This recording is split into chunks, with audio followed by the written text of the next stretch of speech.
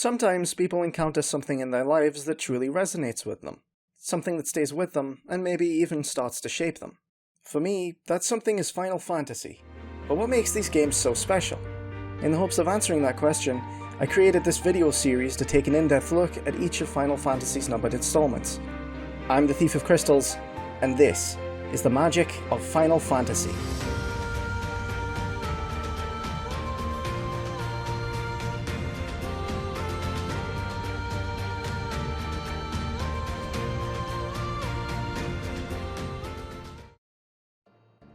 I think that to some degree, when you choose to play a video game can be fairly important, most notably in the case of RPGs.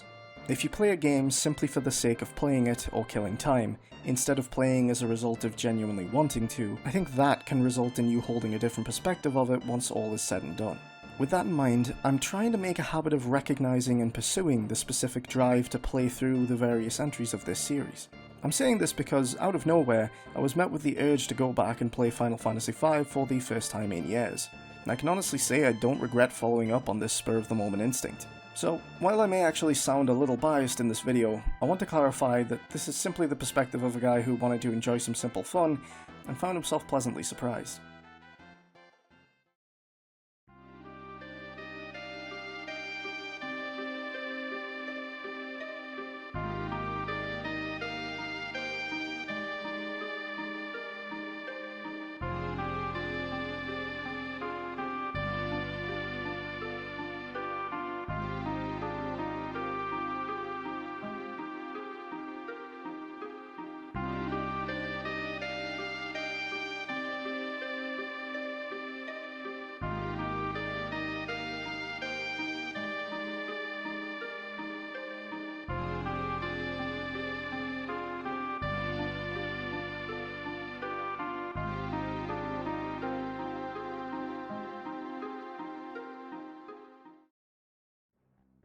I mentioned in my video on Final Fantasy I that there was a certain disconnect involved for me personally, and I was hoping to potentially circumvent that disconnect with a later title in the series, such as 5. Fortunately, that was absolutely the case. 5's story presentation and pacing really pulled me in. It's most certainly a simple story, and I can't strictly say that it wrestles with particularly complex themes like later entries, but I will say that while the writing can be a touch basic, I honestly found it really charming. The characters interact in a fairly human, often comical way, and I enjoyed reading most of the dialogue between them all. Slightly messy translation aside. Something I really appreciated during my time with this game was the fact that it typically does an excellent job of conveying exactly where you're supposed to go next. This sounds like a pretty small detail, but after playing Final Fantasy I, I've come to realize how much I value that in these games. A clear sense of direction just lets the game flow naturally. Although one could actually say 5 almost goes a touch too far with this, practically putting you on autopilot to the next destination at times. Even so, I definitely prefer too much direction to none at all, and if you simply want to explore, you're always free to do so. Fire up a new game, and after a scene depicting the King of Tycoon heading off to investigate the Wind Crystal, the story starts out with a meteor falling to the world, and it's now that I realize Final Fantasy really likes its meteors. We're introduced to one of the protagonists, Bartz, who travels the world with his chocobo companion. He investigates the meteor to find Reina, the Princess of Tycoon, and an amnesiac man calling himself Galuf. It's becoming clear at this point that something's very wrong with the Wind Crystal, and they all decide to work together to find Reina's father at the Wind Shrine, and along the way they encounter and team up with the daring pirate captain Faris. Once they arrive at the shrine, the crystal shatters, and the four resolve to travel to the other crystals in an effort to protect them. That sounds suspiciously like an adventure to me. So yeah, the party of FF5 is honestly really silly. Their interactions are typically made up of light-hearted antics, and what's interesting is some of the scenes that flesh them out further are actually optional. It's pretty cool for exploration to be rewarded like this, and I can't help but wonder if it inspired similar choices in later games.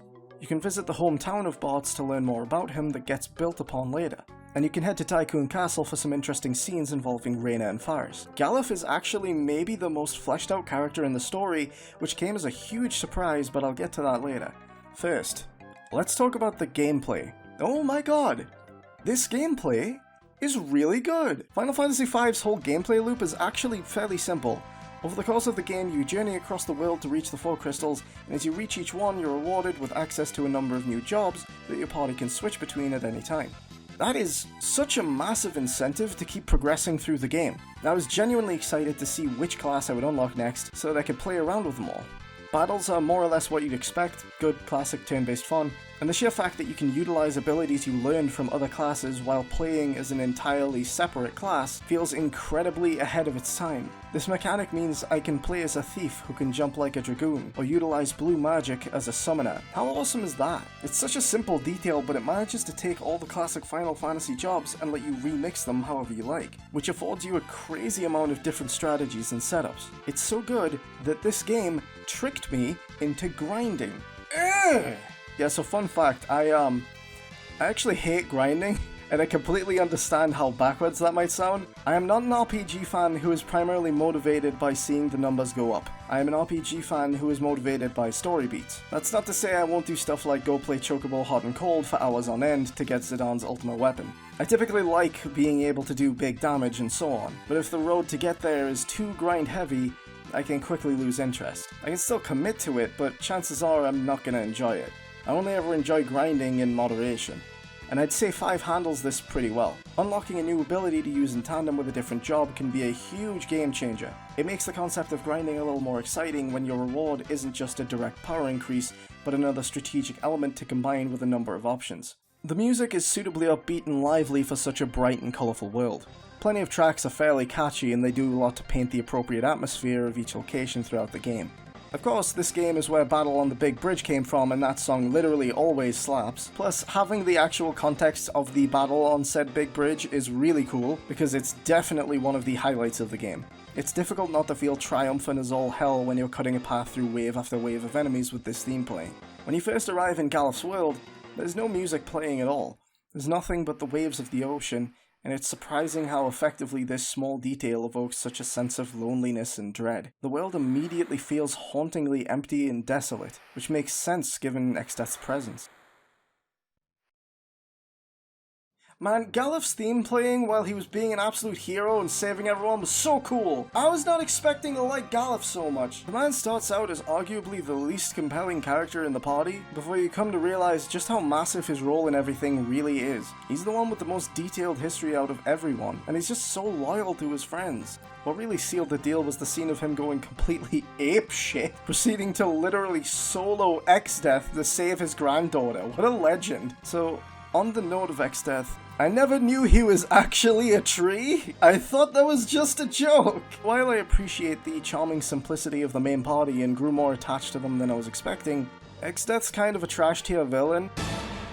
I've noticed I don't always focus on villains with these videos, but I'm doing it now. I like a villain with some character, and Exdeath's got all the character of a log. Although that doesn't change the fact that this is probably gonna star in some of my nightmares. Honestly, I'd say Gilgamesh was more memorable and enjoyable. He makes more of an impact across the 5 times that you fight him. Gilgamesh, sod off! Now to see how strong Excalibur is.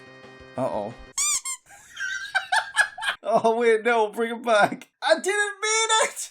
It can be hard to point to any single aspect of the game as the reason, but for the most part, playing Final Fantasy V is just a really fun time that makes you feel good. I know that's not the most descriptive choice of words, but the game really is just simple fun. In fact, it practically thrives on that simplicity. 5's an easy game to pick up and put down due to how straightforward it is, and it means the instances of it throwing you a curveball or actually being more complex than it first seems are welcome surprises. I gotta say, I was not expecting the twist involving Galuf being from a whole other world. I'd assumed the adventure would be a simple trek from kingdom to kingdom, so the scope being cracked wide open like that really took me by surprise. And that wasn't the only surprise. I'm just minding my own business in my high fantasy sword and sorcery world, and all of a sudden, a spaceship happens! Wow, Final Fantasy really likes space, huh? Honestly, I found this section of the game jarring in such a way that it actually worked for what the story was presenting. I feel like it really pulls the rug out from under the player, and the ominous alien theme of the Ronka Ruins only further emphasizes the feeling of marching into entirely unknown territory. This sudden shift felt out of place and wrong, which is exactly what it's supposed to be. I never felt like it simply didn't belong in the story, just that my perception of how the story would unfold got turned entirely on its head. And it was honestly a welcome surprise. To begin with, I was already won over by what I thought was a simple whimsical adventure, and then it steadily became something a little more complex than I'd expected. Typically, I'll at least make mention of a flaw or two that each game has, but kind of struggling to think of any for 5. I have seen complaints about the extremely high encounter rate, and yeah, those are entirely valid. It was kind of a pain potentially triggering fights with every 3 or so steps. Aside from that, there were a few battles that were just kind of not fun, and I could have done without, but I'm gonna be real with you, that's in every Final Fantasy game. I'm pretty sure it's a prerequisite at this point. As with most of the older titles, there's a number of different versions available for this game now. I actually played through on the PS1 version, and although any version seems fine depending on your preference, most would probably recommend the newer releases due to the modern conveniences they bring. Final Fantasy V was an adventure I began without any real prompting, but I can honestly say that I'm really glad I did. The game feels like an important part of the series' history that I've been missing out on, and now the various references, tributes, and allusions to the game made in later entries hold a lot more significance. It really embodies the adventurous qualities of the series, that sheer sense of excitement and discovery. It lets you experiment with an abundance of options and find what's right for you.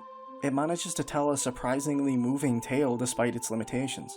And most of all, it's fun. And I think therein lies the magic of Final Fantasy V, its dedication to being lighthearted and enjoyable without taking itself very seriously or stressing the details. It makes the heavier moments hit harder and means the high points are simple but frequent, which results in a memorable adventure that earned its own unique place in the series and the hearts of its fans. Final Fantasy V is great fun, and that's really all it needs to be.